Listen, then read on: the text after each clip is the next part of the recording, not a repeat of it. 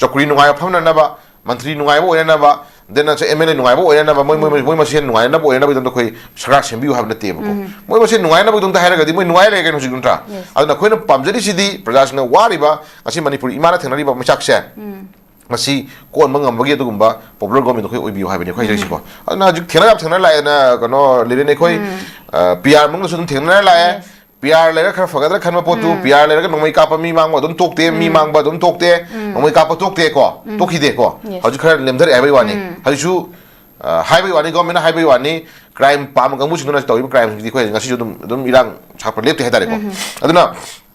laising manung da khoi hajaning si amagi wanate akhoi only for akhoi maitegi oba interest thabuk to wi haiwa sunate ko khoi hajaning se siang na manipur thoi badugumba khusem gi lan amasi lochana bagi damak achumba puthopangam badugumba popular government khoi pamjai ko aduna dhap tat pata khoi pung to bun yar roi khoi hajaning si ta seng na thamoi da mama lebak nungsiba ko mama lebak nungsiba majati nungsiba hingminari furu khudimok se amato ena punjal laganda khoi tangai fadana hanagi manipur do oirpangam badugumba khoi dugumba leader sing khoi pamjari ko aduna sidida yengdare haji let's see koina khoi haji let's see hajini haji mong kana MLA khara ju khoi sum talk ta taja bada mayam na chatna yena chatpani khoi mayam matung ina khoi ke no khara hairu ya hairu ki tawni gaina adum yaw khoi uri ko intentionally mafam jidagi khoi chap manana one voice ama de khoi sarkar semba ko leba ki phana bo yai phana bo khoi thok tawmin na ba khoi chatle yadrabra khoi sim tawmin na ne haiba wore longmin na khoi mesu udri ko aduna ayer kan da mu khoi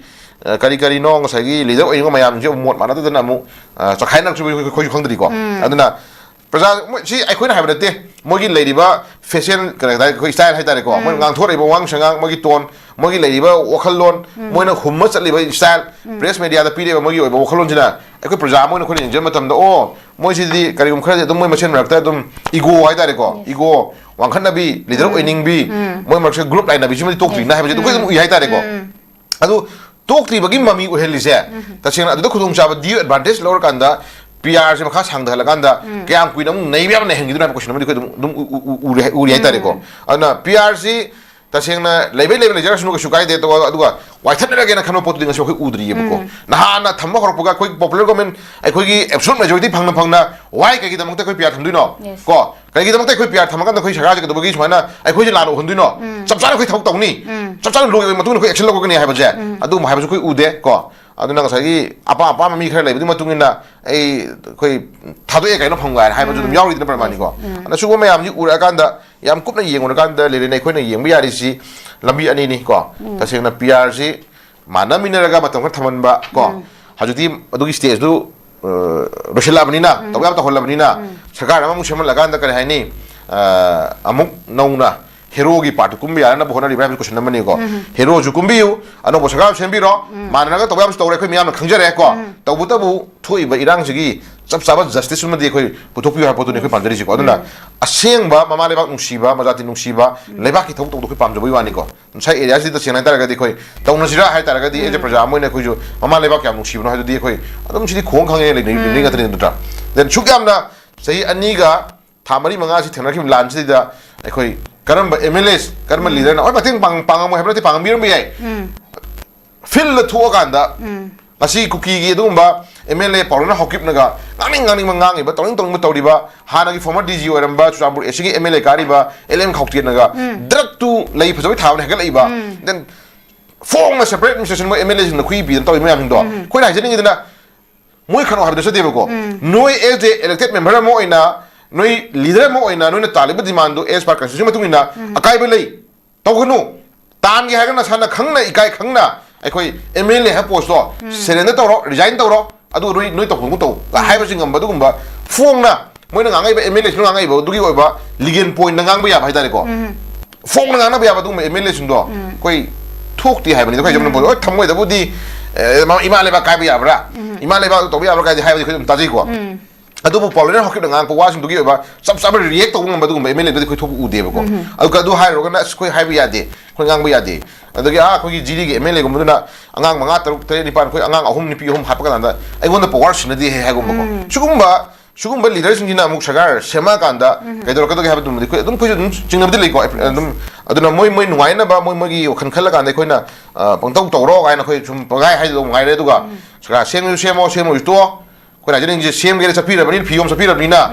yom ga puri phi do adu bak ti manghan na han biro ko hore chakra ga muk phi ju mang masa ju mang noi mang noi halak am to bang thon to thok to biranu adu gas leina ngasi phi yom ga lema ima leba ki dam to waina ro ne na chatla bani na phi do mang na ko khona ga han biro ha pot ko tham jani ngi ko aduna okhan mana bi na biu okhan pukchen phadan na biro ama to na pujun na biro noi ma sengi okhan mana da ba dagi tim saga na bi mami ta han biranu sam mana no waina bi ra kanda manipur je amtong center leader sing na adu gumste ima manipur je han historically ko ipai pun thambira madu gum puari mek seng lai jaba ko adu ba manipur ima le manipur je manipur thugai na bhona ri ba mi sing gi khu ta han na ba chap chara thona ang na la pu po ni ko tham jani ngi ko aduna last dang sai gi phi jumang mi jumang mai mang mi phun to wiranu ha ba khu tham jara kanda ka chu hena luningai leite yeng ba tare chatliba mayam jigi oiba opinion khoi sum taja matam da nungai ba opinion se dum jawi yauri nungai ba emele se dum yauri ko adum thengdat ne ha ba emele se dum yauri ko thona pha bai tare ko adu sidagi ma song phallaga sakhraga ayor kan nga sagi laiba leader sing duna sagi kare ai ni kai gi thema gai tare ne ko oina pore phiron do phare koi lahora ge na sang ta han ro gai hai ba gi film to bir kadra du gi nungai tam su le madu gi po ta han dana ba gi damak chatpi ri ba mayam sing je amat to oina mana min na kan pukchen tingna in the interest of the ekoi public manipur gi oni birakanda imale manipur gi birakanda community ba wanate ko kana je community ba wanate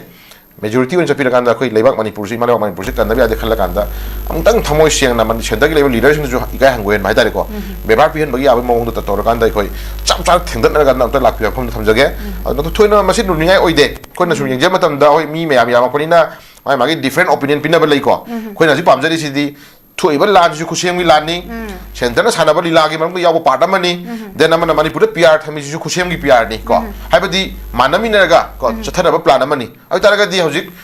matam do oidribra haiba question ni ko aduna sana ba lila paring si lila ama sana ba si chel lirin lila ama sana ba si koi script writer ibani pam legani director ibani pam legani adu lila dugi oina ngasagi producer haidare financier paisa pothok timam legani ko adugi mayam du mapung phana join and family matung da lila ama sanhalini bako adu mana same thing manipur sa dai bhaji to ibiti ni om jisu ekoi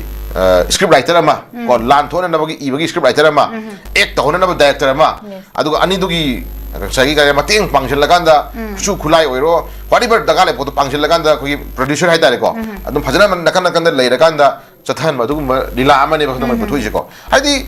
terrorist ko drug mafia ko mujibu international lo na suya de malim gi leba khuding na suya de miyam na suya de lo na suya da pot ama ne ko adu ko lo na suya da ba miyam na suya da ba sagi leba pithri gi phung khuding suya da posa ma ko sai area sida di ko adum kara thamai ma miyum du ye haidare ko manipur da popi tha ba jibu government madu as far logi matungina drug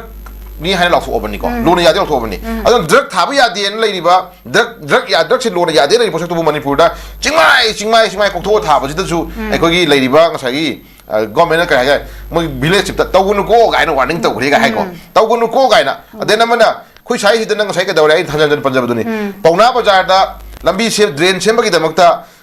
tharamba upambi ma yanthat lame ha ba gi damakta di forest department na gari phai mi phai e bako adu sumna kandana kai dawre drug thaba gi damakta chingmai kokthok bodu di forest department na ka do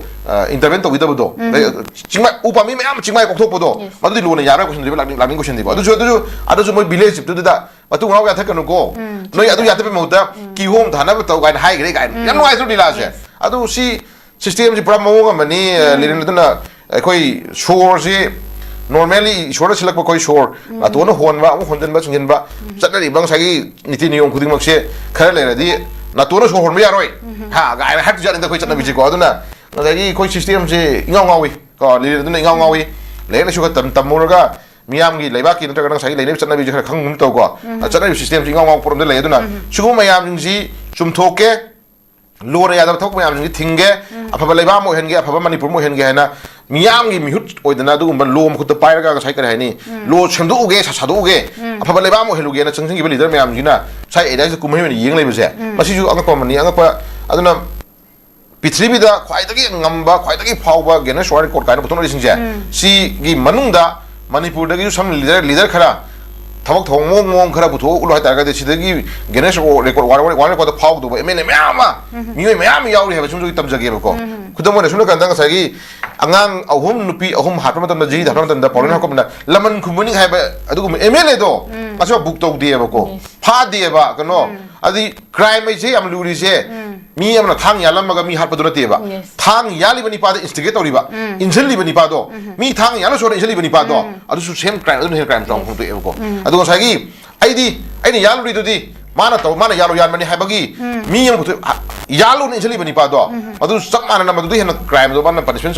chaw do ne ko adu hojik ke do re ai di hai bi bani ya lo so hai bani ka mana anja bani ka no hai ra ga 자기 버리는 학교 보이지 헤로 올라이래 보고 라만 컴퍼니 하다가 안강 아홉 누피 홈 핫퍼도 아들 라만 컴퍼니 하이방가 미바니 파도 더 이 비리비니 파도 아들 헤로 올라이래 보고 아나 슈그만이 라마야 이제 게네스 월드 것도 부탁보다 좀 뭐지 이큰 가이드 직전하고 이행들 하이다래고 타방만 칸가도 강구에라 아버네 보고 아나 슈그만이야 이제 칼로가 이행으로가 거의 미무사 따이는데 거 미무사 따이는데 미무사다 거의 까는 강아주 강에 할 거니까